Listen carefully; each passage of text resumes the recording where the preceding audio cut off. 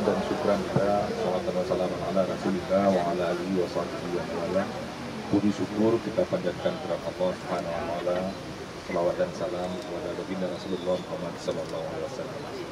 Yang saya hormati dan saya cintai adik-adik dari perwakilan OKP yang telah hadir ke gedung DPR Aceh ini, dan juga rekan-rekan dari media, kemudian bapak-bapak dari kepolisian dan juga Satpol PP, dan juga rekan saya dari DPR Aceh. Sebelah kanan saya Pak Zainal Abidin dari fraksi PKS sebagai ketua fraksi, kemudian sebelah kiri saya ada Ibu Darwati Agani dari fraksi PNA, dan saya sendiri Wadli dari fraksi PAN.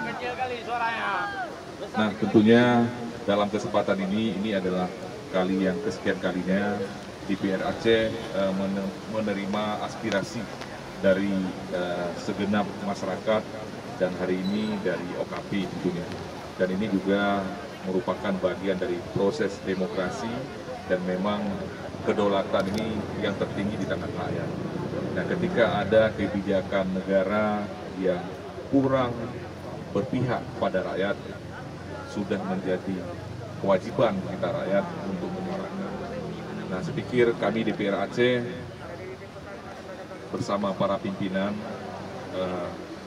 tentunya kami akan meneruskan ya, seluruh apa yang OKP sampaikan pada hari ini. Tentunya ini juga kami kemarin sudah menerima dari organisasi mahasiswa Aceh, dan konsep suratnya sudah disiapkan.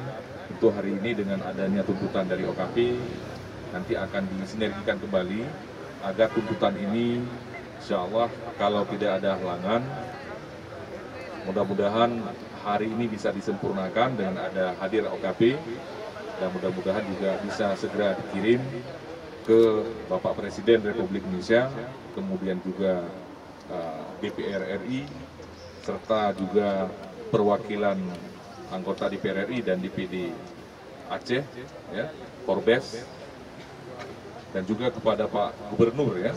Tadi yang disampaikan kepada Pak Gubernur, karena beberapa provinsi yang ada di Indonesia, ini gubernurnya sudah menyampaikan surat tertulis terkait dengan penyampaian aspirasi daripada seluruh rakyatnya.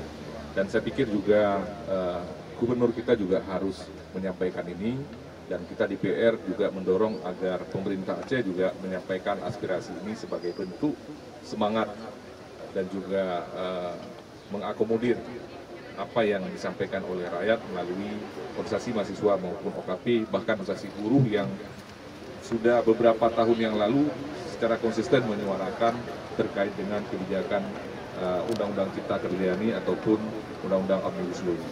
Nah, mungkin itu saja.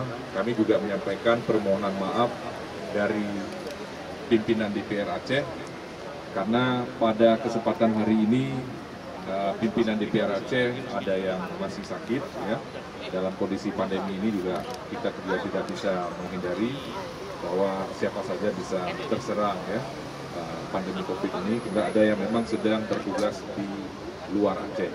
Nah, tentunya kami bertiga hari ini yang memang kebetulan standby di Banda Aceh ditugaskan untuk menerima delegasi dari adik-adik sekalian dari OKP. Dan kami ucapkan terima kasih banyak karena aksinya sangat damai, penyampaian narasinya sangat bagus, dan juga tentunya kami juga dapat menerima dengan baik apa yang disampaikan. Begitu juga kami ucapkan terima kasih kepada bapak-bapak kepolisian. Tentu ada pesan daripada adik-adik ini bagaimana kita menjaga suasana penyampaian aspirasi ini dengan kondusif, dan juga kita hadapi adik-adik ini ya dengan cara-cara yang apresiatif. Jadi tidak perlu ada benturan, dan juga begitu adik-adik juga sangat baik dan menghargai dan komunikatif dengan kita. Nah, kemudian juga pada rekan-rekan dari Satpol PP juga untuk mengamankan, terima kasih. Dan juga yang paling penting lagi, ini rekan-rekan dari media elektronik maupun media cetak. Karena nanti kita harapkan apa yang disuarakan oleh adik-adik pada hari ini langsung bisa ya terdengar di pusat, terutama di DPR RI dan juga di Presiden kita. Kita berharap memang kebijakan ini harus segera ditinjau kembali, karena ini kita rasakan memang seluruh Indonesia ini komplain, seluruh Indonesia ini keberatan. Nah tentunya kita berharap Pak Presiden kita ya mungkin dengan hati yang ya beliau saya yakin punya nurani yang jauh lebih mempertimbangkan kepentingan rakyat, ini tidak memaksakan kebijakan ini, dan juga kita berharap supaya dalam waktu sesegera mungkin ya, benturan di Republik ini tidak terjadi, tentu dengan solusi. Saya pikir Perpu merupakan salah satu solusi untuk meredakan situasi ini. Nah mudah-mudahan semangat yang kita sampaikan, suara yang kita sampaikan ini, insya Allah juga dapat segera disikapi, direspon oleh Presiden Republik Indonesia, kita sebagai bagian daripada rakyat yang berada di ujung pulau Sumatera ini, yang juga menyuarakan hal yang sama dengan teman-teman lain yang ada di belahan provinsi yang ada di Republik Indonesia. Mungkin itu saja yang dapat kami sampaikan. Kami siap menerima apa yang adik-adik sampaikan, dan tentu insya Allah akan segera kami tindak lanjuti nanti dalam bentuk rekomendasi dan juga pengantar untuk disampaikan kepada semua pihak yang memang terkait dengan tuntutan aksi ini. Lebih dan kurang saya mohon maaf. Saya akhiri, wabillahi taufiq wal hidayah. Assalamualaikum warahmatullahi wabarakatuh. Kita mintakan perwakilan OKP untuk berdiri depan. Kita akan membacakan pernyataan sikap kita di depan. Pentingan monopoli ekonomi korporasi dan oligarki yang dilegalkan dalam Undang-Undang Cipta Kerja dengan dalil mendorong pemulihan ekonomi nasional dan membawa Indonesia memasuki era baru perekonomian global untuk mewujudkan masyarakat yang makmur, sejahtera, berkeadilan. Kedua, kami berpendapat proses untuk Undang-Undang Cipta Kerja tidak berpartisipatif dan eksklusif. Seharusnya proses pembuatannya dilakukan dengan para pekerja untuk menyerap aspirasi pihak pekerja yang diatur. Proses pembentukannya melanggar prinsip kedaulatan rakyat sesuai pasal 1 ayat 1 Undang-Undang Dasar 1945 dan tidak mencerminkan asas keterbukaan sesuai pasal 55 pasal 5 Undang-Undang Nomor 12 Tahun 2011 tentang pembentukan peraturan perundang-undangan.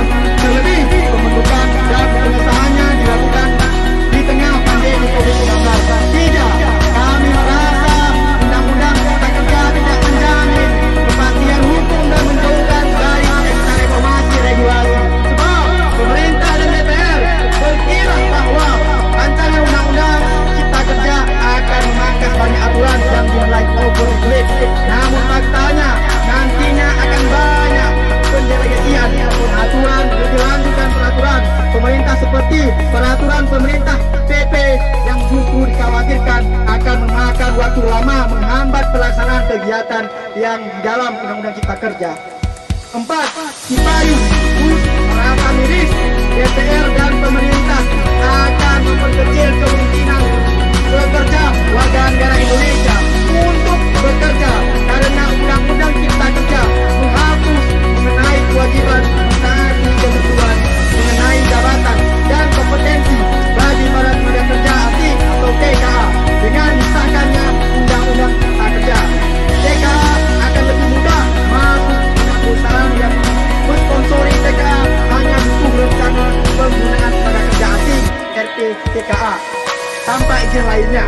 5. Undang-Undang Cipta Kerja tidak mencerminkan pemerintah yang baik atau good government, sebab dalam pemerintah pembentukannya saja sudah main kucing-kucingan dengan rakyat, apalagi nantinya saat melaksanakan Undang-Undang Cipta Kerja bisa jadi rakyat akan diakal-akali dengan Undang-Undang Cipta Kerja. 6. Kami sangat kecewa Undang-Undang Cipta Kerja telah menghilangkan poin keberatan rakyat mengajukan gugatan ke PTMN apabila perusahaan atau pejabat tata usaha negara menerbitkan izin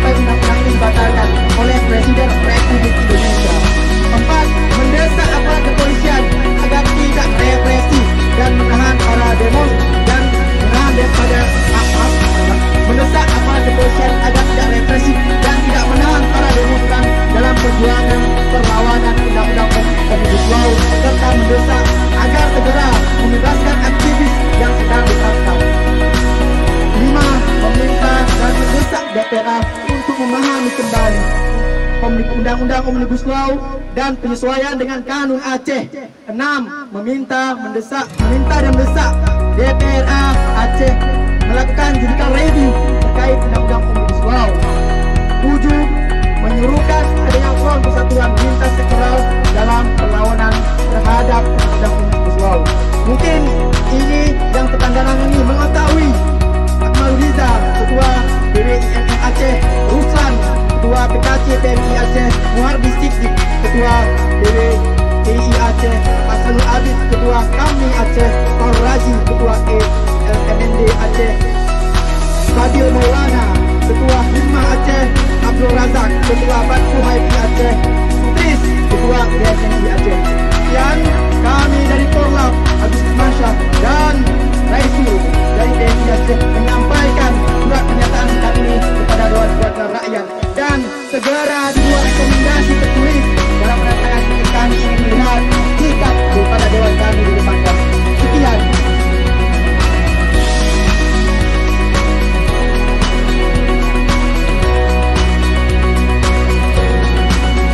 Bismillahirrahmanirrahim.